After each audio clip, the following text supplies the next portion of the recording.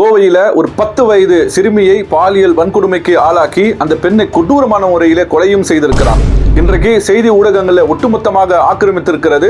மக்கள் எல்லாம் கடுமையான கோப கொந்தளிப்புல தங்களுடைய ஆதங்கத்தை பதிவு செய்து நம்மால பார்க்க முடிகிறது. இந்த கோவை சம்பவத்துக்கு பிறகு காவல்துறையினுடைய உயர் அதிகாரி ஐஜி பத்திரிகையாளரை சந்திக்கிறாங்க.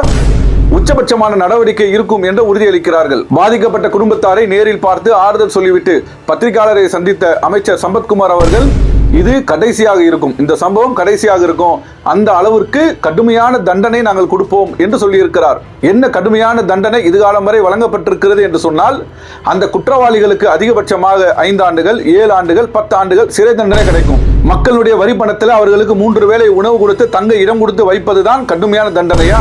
இந்த தண்டனை ஏதேனும் ஒரு மாற்றத்தை கொண்டு வந்திருக்கிறதா? குற்றங்களை குறைத்திருக்கிறதா?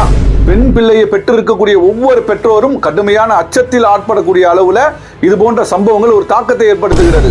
உண்மையில் இது போன்ற சம்பவங்கள் எல்லாம் குறைக்கப்பட வேண்டுமானால் அதை பாதிக்கப்பட்ட மக்களே சொல்றாங்க என்ன செய்ய வேண்டும் என்ற தீர்வை. அதை நீங்க இந்த வீடியோல பாருங்க. உங்களுக்கு என்ன தண்டனை கொடுக்கணும்னு எதிர்பார்க்கீங்க? அவங்களுக்கு உச்சபட்ச தண்டனை மரண தண்டனை கொடுக்கணும் சார். தூக்கு தண்டனை உடனே கொடுக்கணும் சார்.